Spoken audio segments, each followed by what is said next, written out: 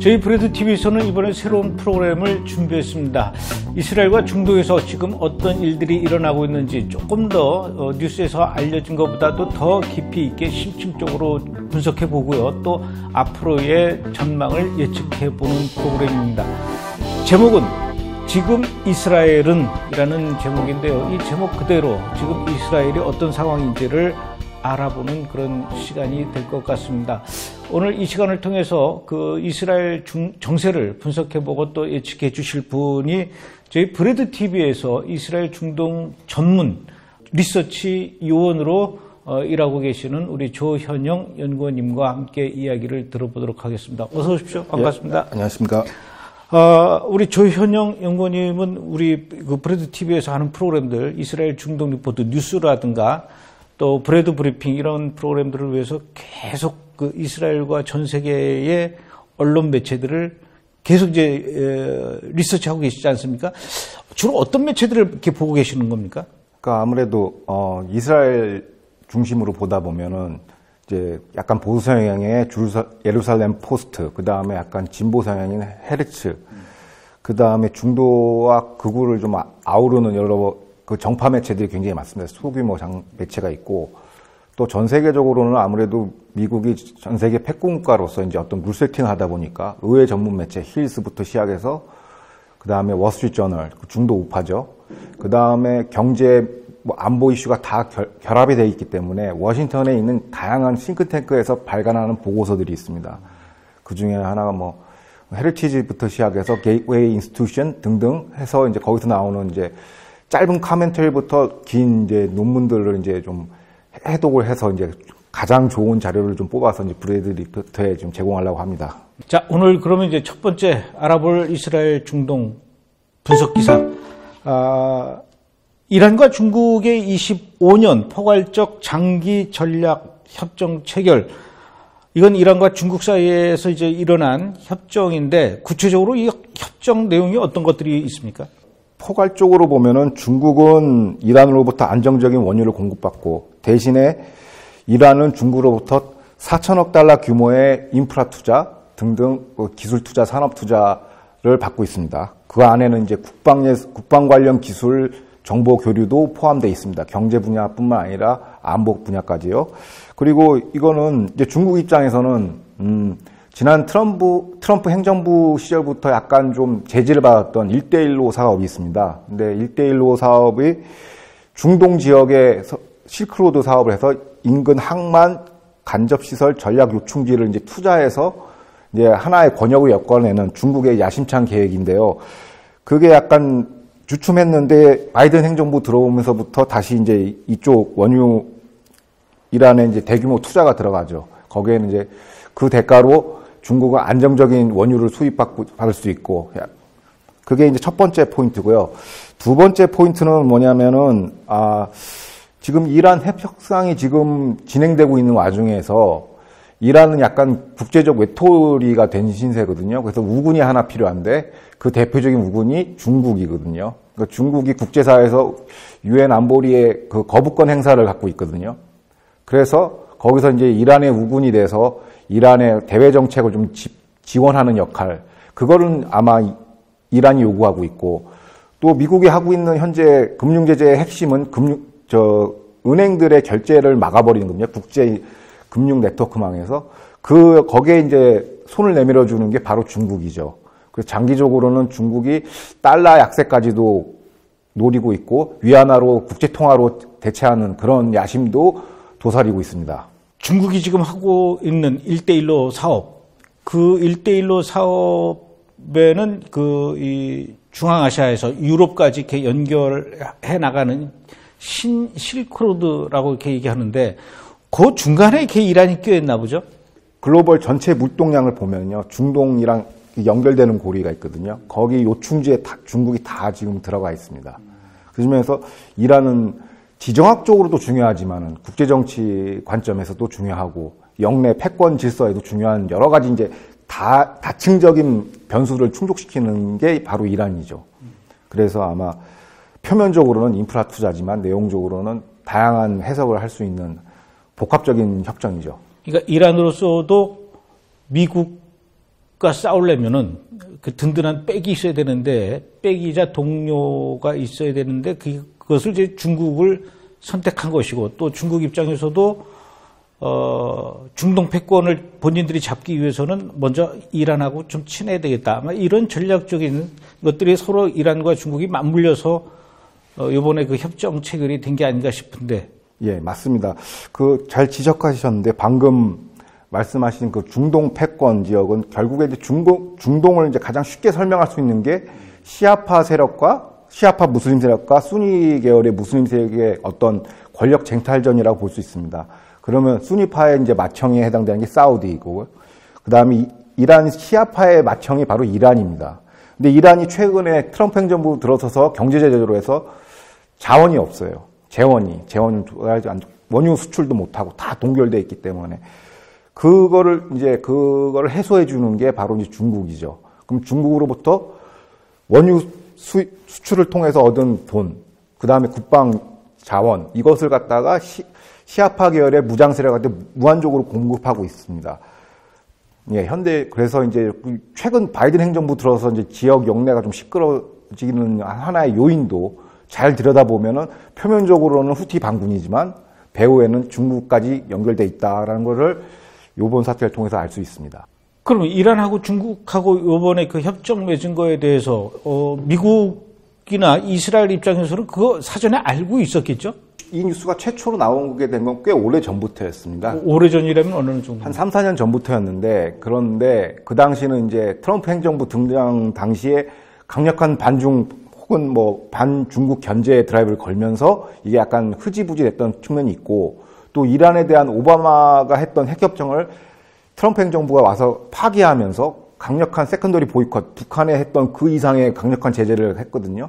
하고 싶어도 못하는 형국이었는데, 지금 어느 정도 이제 트럼프 행정부가 1기로 끝나고 이제 바이든 신임 행정부가 들어오면서 과거의 오바마 행정부의 그 핵정책들이 다시 이제 구현이 되는 거죠. 외교안보 정책이. 그래서 이제 다시 이제 기지개를 핀다고 볼 수도 있습니다. 그런 상황에서 이란 국민들의 반응은 어떻습니까? 와, 역시 이란의 그 하산 루하니 대통령이 좀 잘하고 있다라고 이렇게 칭찬하는, 동요하는 그런 분위기입니까? 아니면은 반대하는 분위기입니까? 중동을 이제 이해하기 위해서 이제 다양하게 봐야 되는데요. 보통 이제 일반적인 뉴스에서는 이제 중동 지도부, 정부, 수뇌부의 결정과 그 의사결정만 나오는데 국민에 대한 소식은 별로 없어요. 근데 이란은 사람들과 생각하는 것과 달리 수뇌부는 이슬람 원리주의 체제입니다. 독재 체제죠. 인권을 인정 안 하고요. 반면에 이란 국민들은 굉장히 진보적이에요. 오히려 서구식 민주주의를 갈구하고 교육 수준은 굉장히 높습니다. 당연히 트러블이 있겠죠. 그래서 요번에 이제 중국과 이란 협정에 대해서는 이란 국민들은 의사당에서 반대 시위를 했어요. 중국이 와서 우리 자원을 탈취한다. 첫째. 두 번째는 그 과정에서 환경 파괴가 일어날 것이다 하면서 강력하게 반대를 하고 있습니다. 그래서 이제 이란 정권하고는 그렇게 국민들하고 사이는 결코, 이란 행정부의 의견이 이란 국민의 의견으로 착각하시면 안 된다는 게 핵심이죠. SNS를 이렇게 활용하지는 않습니까? 과거 오바마 정권 때는 녹색혁명이 있었는데 그 당시에는 이제 봉기가 한번 일어났어요. 중동에 한번 아랍에 보면 한번 들어보셨었는데 그 연장선에서 한번 봉기가 일어났는데 그 당시에 이제 미국 패권을 책임지고 있었던 게 오바마 행정부입니다. 근데 약간 방치한 경향이 있죠. 근데 반면에 트럼프 행정부 시절에는 이른바 민초들의 반란들이 일어났고 미국 행정부에서 백악관 명의로도 지지 성명이 몇 번 나오기도 했습니다. 이란 국민에 대한 행정부가 아닌. 그런데 그 과정에서 이제 아무래도 장외 집회나 이런 오프라인 집회를 하다 보면은 통신 회합이 가장 중요하거든요. 그게 이제 인터넷망으로 이루어지는데 그 인터넷망을 이란 행정부가, 수뇌부가 차단하기 시작했습니다. 접속을 못하게끔. 지금 미얀마에서 이렇게 차단하듯이. 그렇죠. 그 미얀마에서 차단하는 기술 전체를 차단하고 이게 외부로 소식이 안 알려지니까 장외 집회는 어떻게 보면 국민들의 그 열기를 먹고 사는 집회인데 차단을 해버리니 무슨 소식이 나간지도 모르고 몇 명이 죽어나간지도 모르고 어떠한 아무런 그 현장을 알 수 없으니까 운동의 동력을 못 받죠. 근데 그 차단 기술이 어디서 왔냐? 그게 바로 중국에서 온 디지털 전체주의 기술이 온 겁니다. 아하. 그래서 이란과 중국을 따로 떼어놓고 보면은 이 중동 해법이 안 보이는 이유 중에 하나고요. 그런 가운데에서도 그래도 이란 내에도 식자층들이 있고 좀 각성한 개인들이 존재하지 않겠습니까? 그 대표적인 게 마리암 메레르 사덱이라는 이란 민주투사가 있습니다. 그분이 이제 다양한 민주화 운동 캠페인을 벌이고 있어요. 어떻게 온라인으로 하는 거예요? 아니면 오프라인으로 하는 거예요? 오프라인이 많이 제약을 받으니 아무래도 SNS 통해서 트위터 다양한 그 계정을 통해서 거기서 이제 길게 쓰면 아무도 안 보죠. 짧게 아주 명료하게 한 가지 슬로건이 나왔습니다. 그 핵심이 뭐냐면 No to the Islamic Republic, 줄여서 No to IR이라는 구호와 디자인을 통해서 지금 SNS상에서 급속도로 번지고 있습니다. 한마디로 무늬만 민주주의 부정선거는 반대한다. 그리고 이슬람 독재 정권에 반대한다라는 구호로 아주 간결하지만 모든 걸 함축하고 있죠. 그래서 이란의 그 유명 인사들, 연예인들, 대표적으로 국민 가수 앱이라는 분들도 그거를 차용해서 자기 SNS 계정에 올리고, 뿐만 아니라 팔라비 왕조도 이란의 왕족들도 복잡하죠. 내용이 그 중에서 이제 그 현재 시스템에 반대하는 그 왕조, 망명감 왕조도 이 운동에 동참을 하면서 좀 대국민적인 파급 효과는 있는 것 같습니다. 그래서 이 마리암 메르스키 민주화 운동가는 향후에 이제 앞으로 이제 올해가 좀 중요한 이유가 중동 지역에 많은 선거가 있습니다. 그 중에 하나 이제 이란 선거도 6월 달에 있습니다. 6월 달에. 그걸 이제 대통령 뽑는 선거죠. 그렇죠. 그럼 이번에 나오게 될 그 후보는 이제 하산 루하니는 2번까지만 하고 3번째로는 못합니까? 근데 그게 별 의미가 없는 게, 다양한 이제 이란 정세 분석하신 분들이 있지만은 사실상, 이란의 이맘이 막강한 권력을 휘두르기 때문에 누가 되는 거냐 그렇게 중요하지 않다. 여러 가지 해석이 있습니다. 이것도 제가 정답은 아니고 나중에 또 한번 다뤄둘 기회가 있을 텐데 구체적으로 누가 나올지는 모르겠어요. 아직 현재까지는. 다양한 해석이 있고, 6월 달까지는 굉장히 최근에 이제 국제 정세를 들어보면 한 달이 1년같이 확 변함이 있어요. 앞으로 6월 달까지 무슨 일이 벌어질지 아무도 모르는데 확실한 거는 이란 국민들은 반대하고 있습니다. 지도부에 대해서, 수뇌부에 대해서. 특히 부정선거에 대해서 굉장히 민감하게 반응하고 있고요. 언론 선동이나 이런 것에 대해서 굉장히 민감하게 반응하고 있습니다. 그러면은 예를 들어서 우리나라처럼 정권이 바뀌거나 시장이 바뀌면은 이전에 그건 미국도 마찬가지지만은 이전에 했던 정책이 새로운 정권에 의해서 진행되던 게 취소되거나 또는 없었던 게 새로 생기거나 이런 경우보다도 최고 지도자가 있기 때문에 웬만한 건 그대로 계속 정권이 바뀌어도 이어간다라고 그렇게 볼 수가 있겠네요. 그러면 이란과 중국의 이번에 협정을 바라보는 이스라엘 입장, 시각 어떻습니까?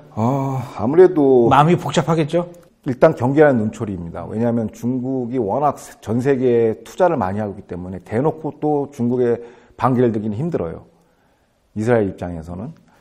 근데 최근에 그 이스라엘 방위군의 국방정보국장 자리가 있어요. 이제 군사정보를 주로 다루는 국장 자리인데 이분이 지적한 게 뭐냐면은 합동군사훈련, 연구개발 사업, 정보교류 사업이 이번 협정에 들어갔다라는 거예요. 그 중에서 정보교류에다 이분은 방점을 찍었죠. 왜? 정보교류, 왜냐면 이스라엘하고도 교류를 하는데 이 정보가 또 이란으로 들어가지 않는다는 보장이 있냐 이거죠. 그래서 정보교류, 그 다음에 군사훈련이 그냥 같이 모여서 훈련만 하는 게 아니라 전술훈련이죠. 합을 맞춰보는 거고. 그 다음에 첨단 무기가 거기 개입되고. 그러면 이란은 이스라엘이 주적인데 같이 해서 자기를 어떻게 보면은 이스라엘을 타격하는 위치에 있는 거 아닙니까? 복잡하죠. 이스라엘 입장에서는. 그리고 영내에서 가장 위협이 되는 게 이제 이란의 핵무장이죠. 근데 국제사회에서 국제정치 관점에서 이제 여론정치를 하지 않습니까? 시민에 대고서.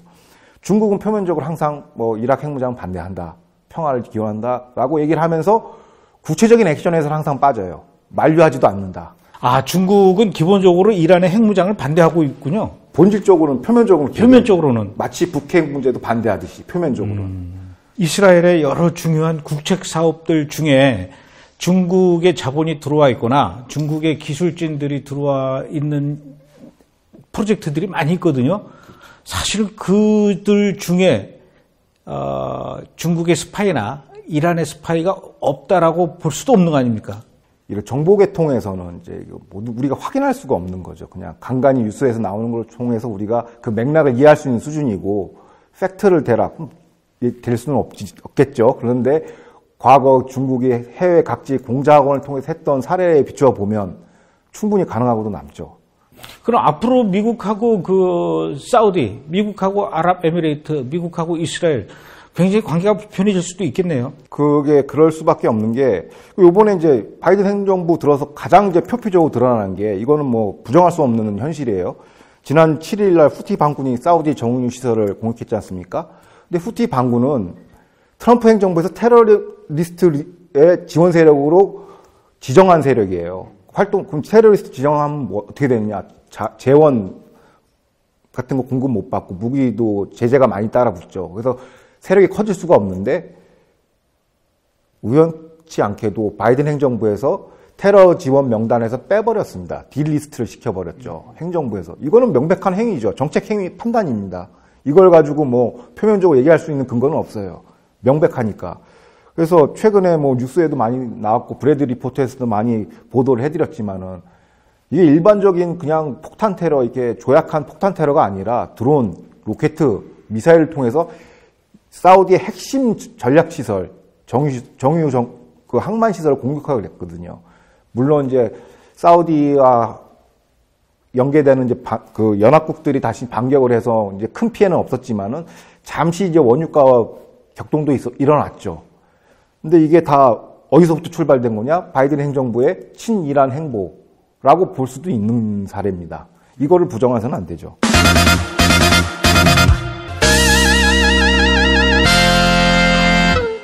자, 이번에는 이스라엘 총선과 관련해서 좀 분석을 해봐야 될 것 같습니다.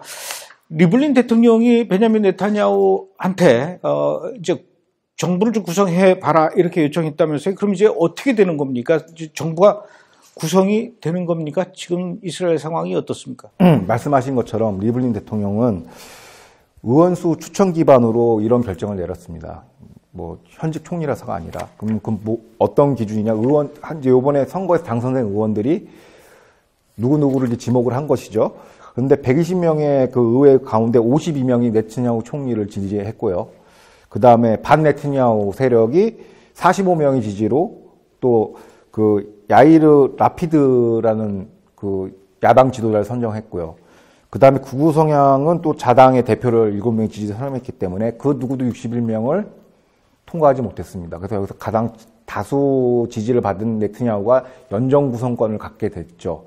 그런데 이게 그냥 정권을 이제 잡은 게 아니라, 이제 앞으로 대통령한테 이제 명령을 받고, 그 다음에 최장 42일 동안 내각 구성을 해야 됩니다. 내각 구성을 실패할 경우에는 이제 그 후순위한테 넘어가게 되는 거죠. 총리 지명권이. 총리 연정 구성권이 넘어가게 됩니다. 그래서 현재는 그런 상태에 있고요. 지금 물밑에서는 그러니까 매직 넘버가 61명이니까, 그러니까 지금 이 9석을 이제 네타냐후가 이제 끌고 들어와야 되거든요. 그 정파가 반대 정파가 됐건, 아니면 혹은 저 장외에 있는 그 요번에 아랍 정당도 진입을 했거든요.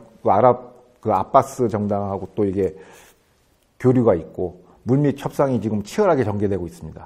그럼 이번에도 만약에 그것이 성공하지 못하게 되면은 9명 끌어오지 못해서 61명을 못 채우게 되면 5차 총선으로 또 넘어가는 겁니까? 그렇죠. 지금 4차 총선 배경도 결국엔 내각을 해체해서 그런 거거든요. 뭐 어떤 정책이나 의사결정이 안 맞아서 네타냐후 총리가 의회 해산을 선고하고 4차 총선까지 간 거 아닙니까? 그러면 이렇게 갈등이 심하고 정치 분열이 심한 상태에서 내각 구성 안 되면 네타냐후 총리가 4번 했는데 5번 못할 이유는 없죠. 4번 했는데 5번 못할 이유가 없다. 야, 참, 이스라엘 국민들이 돌아버리겠네요. 그러니까 이스라엘 국민들도 지금 극도의 그 선거 피로증에 시달리고 있습니다. 지금 현재에도. 왜냐하면 이제 코로나에 의해서 여러 가지 이제 물론 지금 약간 좀 나아지긴 했지만은 여러 선거 때문에 좀 많이 피로감이 있고 뭐 돈도 많이 들어가고 재원도 필요하고, 이제 가장 심각한 문제가 뭐냐면 그 코로나 추가 백신 공급을 이제 의회에서 예산심의에서 그걸 처리를 해서 이제 돈이 지불이 돼야 되는데 그게 홀드업이 되니까 글로벌 영국 다국적 제약회사에서 신규 물량을 지금 안 내놓고 있거든요. 그래서 그거 등등 예산 처리가 안 되면서 진행돼야 될 지역 사업들이 다 올스톱되어 있으니까 국민들은 그냥 해결만 다 바랄 뿐이지 물론 분노도 치밀어 오르고 있는 상태입니다. 아니 근데 베냐민 네타냐후는 제가 듣기로는 뭐 백신 확보라든가 또 이 국민들한테 이게 백신을 많이 접종시켜서 이 집단 면역 상태까지도 가면서 나름대로 백신 정책들이 성공적이다라는 평가를 받는데도 이렇게 지지를 61석 채우는데 굉장히 많이 힘이 딸리나 봐요. 그럴 수밖에 없는 게요. 지금 물론 이게 국민들의 지지세하고 또 이게 내각제 국가의 특성 중에 하나인데 그 정파 간의 그 반목이 굉장히 심해요. 어떻게 보면 다수당을 점했으니까 뭐 우리식으로 보면은 연정 구성권도 갖고 적당히 야당이 좀 들어와야 되는 거 아니냐, 뭐 시체말로. 근데 그게 안 되죠. 워낙 갈등이 심하니까. 그게 가능한 그 명분이 이제 야당한테 있는 이유 중에 하나가 바로 네타냐후 총리의 수뢰 배임 사기 혐의에 대한 재판이 지금 있습니다. 근데 이것도 이제 뭐 정파에 따라서 해석은 복잡해요. 근데 최근에 지금 재판에 나가서 지금 그걸 하고 있는데 이런 네타냐후 총리에 대한 도덕성에 대한 어떤 그런 타격도 야당 혹은 반 네타냐후 세력한테 하나의 명분을 주는 계기가 되는 거죠. 그래서 조만간에 이게 합의되기는 좀 힘들 것 같고, 근데 뭐 이것도 다양한 의견이 있어요. 한 퇴직 원로 판사는 그 증인 신청하는 데만 3년이 걸린다. 재판만. 재판만. 그러니까, 뭐 증인만 한 300명 된다 그러던데. 예, 그러니까 이게 뭐 정치 사건이다 보니까 이게 자꾸 부풀려지고 하다 보니 이게 단기간에 끝나는 문제면 전국의 어떤 예측 가능성이 보이는데 이게 3년 진행되면 뭐 임기 한 텀 아니겠습니까? 일반 내각제 국가에서. 그러다 보니까 거의 뭐 시계 제로라고 볼 수 있습니다. 지금 현재 상황에서는. 대부분의 이제 타임스 오브 이스라엘 같은 매체 이제 수석 정치 분석가들은 5차 총선은 당연히 간다. 당연히 간다. 가능성이 크다라고 얘기는 하죠. 근데 뭐 분위기상 그렇게 될 게 왜냐면 사정 변경이 없거든요. 지난 4차 총선의 배경이 지금 뭐 바뀐 게 있나요? 그 정략은 똑같이 있고 또 그 변화는 없는데, 근데 이스라엘 정치를 잘 외부에서 보면 그래도 국민들이 저걸 가만 놔둘까 이런 생각을 하잖아요. 근데 이스라엘 정치에 좀 정통한 그 주미 이스라엘 전 대사 마이크 오웰이라는 사람이 이런 평가를 했어요. 그 선거 공약은, 왜냐하면 선거 공약 때 이제 추가 선거는 없다라고 얘기했어요. 각 정파에서 전부 다. 그런데 모든 선거 공약은, 이것도 하나의 선거 공약이죠. 추가 총선은 없다가. 근데 모든 선거 공약은 연정 구성 협상 직전까지. 즉, 의미 없다는 얘기죠. 협상 안 되면 또 깨겠다는, 이게 이제 어떻게 보면 이스라엘 정치를 이해한 하나의 문법이라고 볼 수도 있습니다.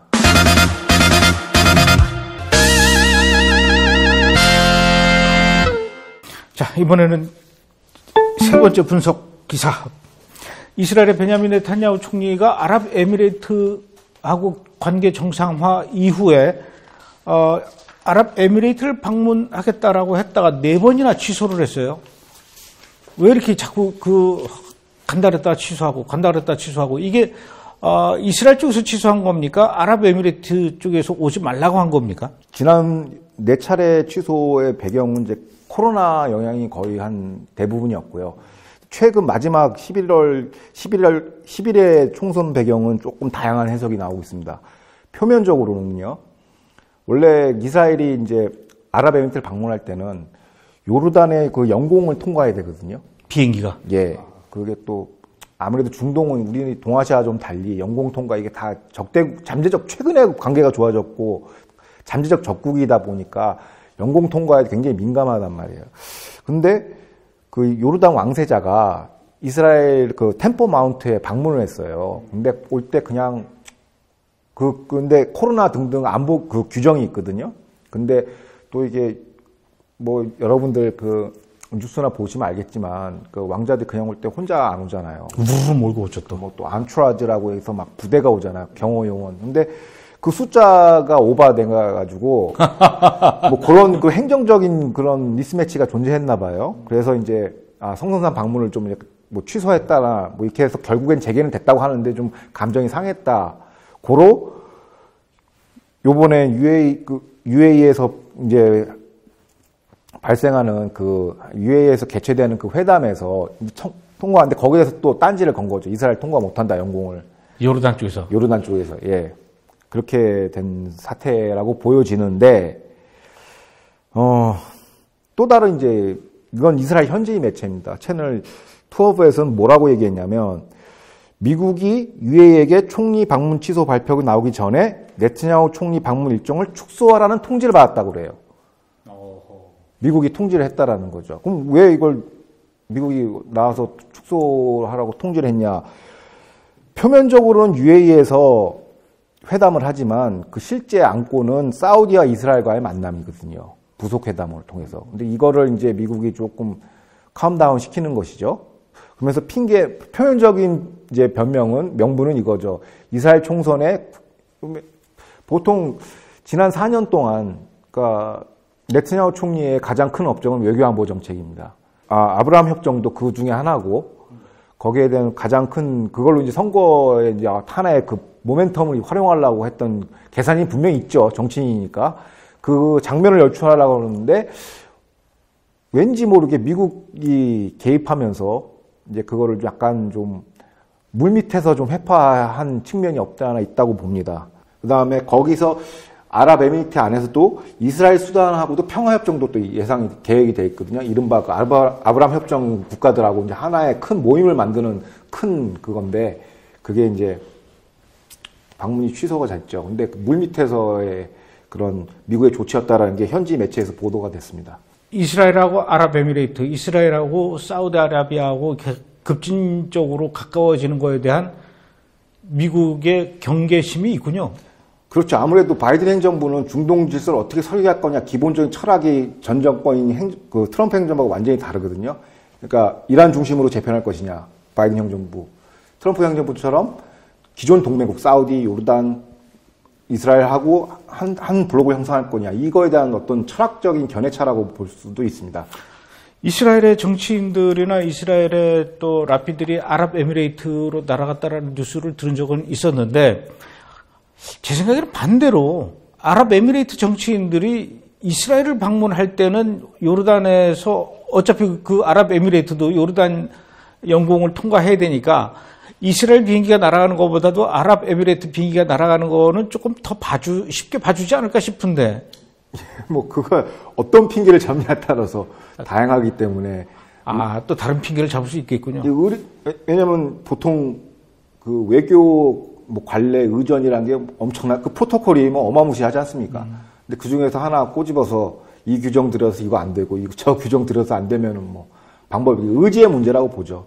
오늘 이렇게 이스라엘과 이란과 중국과 또 아랍에미레이트, 요르단 아주 여러 나라 이스라엘과 그 주변 중동 국가들에 대한 요즘 돌아가는 상황에 대해서 다양한 매체들의 그 분석 기사들을 바탕으로 오늘 아주 알기 쉽게 설명해 주셔서 고맙습니다. 감사합니다. 어떻습니까? 오늘 해보니까. 처음이라 많이 떨리고 좀 말이 버벅거리는데 좀 잘 좀 봐주십사. 시청자 여러분 간곡히 부탁드리겠습니다. 다음번 시간에는 이란 총선 가지고 한번 좀 이야기를 자세하게 해야 될 것 같아요. 예, 뭐 워낙 그 중동 뉴스가 다양해서요. 지금 어디서부터 시작할지를 잘 모르겠습니다. 알겠습니다. 오늘 이렇게 지금 이스라엘의 상황을 잘 이해할 수 있도록 소식뿐만 아니라 깊이 있는 분석까지 해 주셔서 고맙습니다. 어떠셨습니까? 그 이스라엘의 상황을 이해하는 데 여러분 도움이 좀 되셨는지 모르겠습니다. 저희는 다음 달에 다시 또 찾아오도록 하겠습니다. 지금 이스라엘은 다음 시간에 뵙겠습니다. 고맙습니다.